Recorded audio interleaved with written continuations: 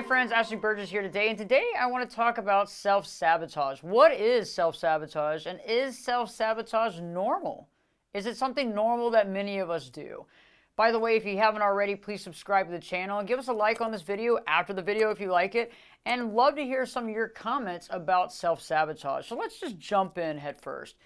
What is self-sabotage? Okay, self-sabotage to me is when we undermine ourselves, when we hurt ourselves, when we make choices, whether choosing a thing or a substance or a person that's not necessarily good for us. And ultimately, whatever that is kind of destroys us physically, mentally, emotionally, spiritually.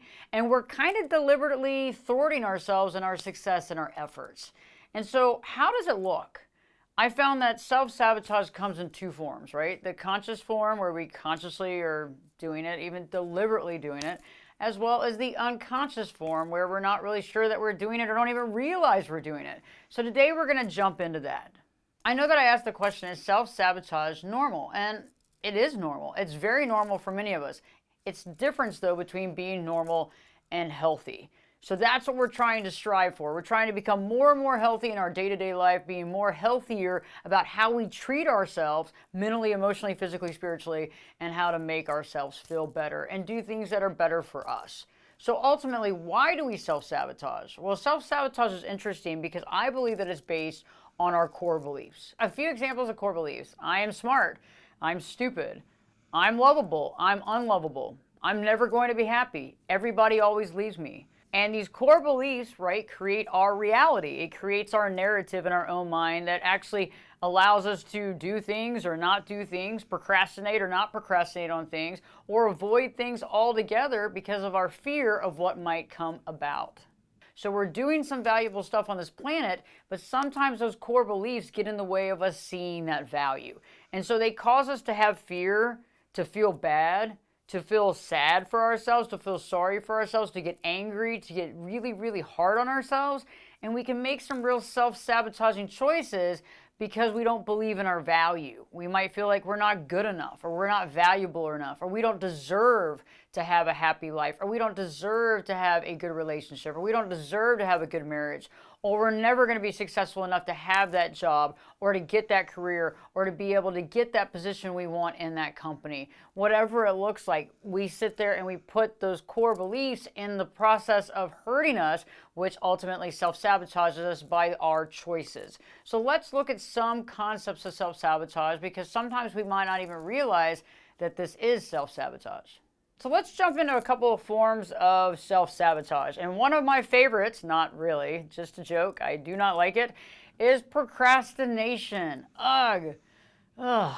It's one of the things that gets me a lot, okay? And I've been really working on it for a really long period of time, but still, I can still find myself procrastinating in little small areas in my life, and I've realized that I do that for many reasons. A lot of it is fear. There's some fear of succeeding for some of you out there. There's some fear of the unknown. There's some fear of failure. There's a lot of things that make us procrastinate or make us want to procrastinate, putting something off that we could get done today. And, you know, it's funny, when you start looking at those little small things that you procrastinate at, you kind of have to, I started writing it down. Like, what are the things that I have left to do that I haven't done? You know, okay, I got to take care of this or take care of that. And I've gotten it to the point where it's the things that you just really don't like taxes and other things like that that are not that fun. But I remember I used to have like this long stack of things that I was procrastinating on. And a lot of it was just based on fear or based on worrying. But you know, one of the biggest things that it was based on was perfectionism. Now, I know that many of you are perfectionists. And so when we're perfectionists, we procrastinate. Why do we procrastinate? Because it's not perfect. When something's not perfect, we hold something up to this impossible standard. It's got to be this good. It's got to be perfect. Everything's got to be perfect. And what ultimately happens? It doesn't get done. And so the perfectionism is something that we learn in our childhood. Okay, all this stuff, all these core beliefs are based on the way we were raised in our childhood and what we heard and what we saw and what we were told, our beliefs, what we were shown.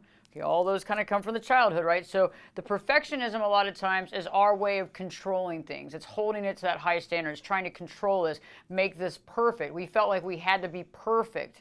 Growing up, you had to be perfect to get attention, or growing up, you had to do this, you had to have straight A's, or whatever that looks like. And so procrastination cut that out. Procrastination is a huge one because it holds us back from ever materializing what we need. And I know that this can be hard because some of you are really you're really structured on being perfect, but there really is no perfection. And anytime that I've tried to have perfection in my life, things just don't get done. It's like you work on it, work on it, work on it, you keep working on it, and it's never good enough. And that goes back to the core wound, based on the core belief of our energies or efforts or our ideas or our thoughts are not good enough or we're not good enough. So that bases that in that kind of concept. Another form of self-sabotage is one that a lot of people elect to do or don't elect to do, is self-medicating. So many of us are self-medicating ourselves, whether it's alcohol, drugs, sometimes it's self-medicating in the form of sex or gambling. But usually we see it around drugs and alcohol, and that's used to numb ourselves. That's used to try to quiet that voice in our head. And this is a big use of self-sabotage here. I've seen many clients where we get to this amazing goal. We've created this, we've worked, we've gotten past the perfectionism, and then we work on the procrastination. And then we finally get to this pinnacle, this goal, and everything's right there in front of us. And what do we do the night before the goal? We go out and get drunk. Super drunk, where literally the next day you can't even really focus that well. And the thing that you had, that big interview, that big project, guess what? If you showed up for it, you weren't on top of your game, okay? And that's a big deal because this can be one of the biggest sabotages that a lot of people do. And I've worked with even folks that are in Hollywood and around the country and around the world where they have a huge project or are about to be in a huge show and the night before go out and do something that they didn't need to do. Now, I don't believe that this was consciously done, because if it's consciously done to some degree, I mean, you really are knowing that you're really going after yourself. I mean, you're becoming your worst enemy. It's normally very unconscious. So, wow, I did this. I can't believe I got this. Oh my gosh, I had this huge thing coming to me. I wanted this my whole life. It's like my life goal. Think about that. Think about that. Think about that. The core, the core wounds and the core beliefs are right down there. You're finally attaining this thing. Now, we have those scary beliefs that are probably like, you're never going to be able to do this. It's never going to work for you. This is never going to happen for you. So all those things are going on in your head, right? Okay, yeah, I can go out with the team or I can go out with the crew and have a few drinks the night before. It's going to be okay, right? And that's where that unconscious self-sabotage comes in, because it's like you have the ability to have this thing that you've wanted for so long. It's now about to be touched. You're about to have it. But it's so scary and you're so worried about not doing it right that you self-sabotage yourself before you get the chance to do it. And I see that a lot. And that's one of the most painful things to watch. And I think that many of you that are watching this video, you've done it before. Whether it was right before a big interview or a big project or whatever it is that you had basically almost attained. It was almost in your hands. It's a goal that you've had that was really stripped away at that moment, because we weren't ready to jump into that, but we were also fearful of what happens if we were to jump into that life. And so self-sabotage is very interesting. And so I'm asking you, is there places in your life that you are hurting yourself? Now, some of it doesn't have to be like self-medication, like it doesn't have to be alcohol or drugs. We could actually be choosing people in our life that are actually not helping us, but actually hurting us. And so there might be some choices of friends that you might be hanging out with. Maybe we need to look at our love interests. We need to start looking at the people around us, because that's one of the more in-depth self-sabotages. Think about it. You're not self-sabotaging yourself directly, but you've appointed somebody in your life to do it to you, okay? And that can be very interesting. You can be hanging out with somebody that's supposedly your best friend that is necessarily not your best friend. And you found this person and everything that they're doing is antithetical to your values. Because remember, self-sabotage is also when we go against our values or what we believe to be correct. So sometimes when we are in a relationship where we give into something that we probably shouldn't because it goes against our values, that's self-sabotage, because later on what happens? We feel bad. We feel bad about it. And we start becoming sad and resentful. And we start turning it in on ourselves and being upset with ourselves, creating internal self-sabotage.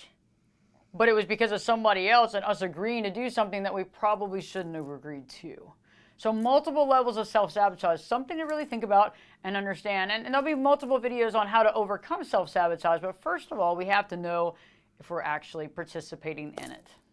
Again, please don't forget to subscribe and like the video and comment on the video as well. I'd like to hear of maybe a form of self-sabotage that I haven't listed that you found out in your own life, because this can be very eye-opening for everybody. Because once we understand that we're once we understand that we are self-sabotaging ourselves, that's when we can actually begin to be aware, but also ultimately to stop. Don't forget to live your true life.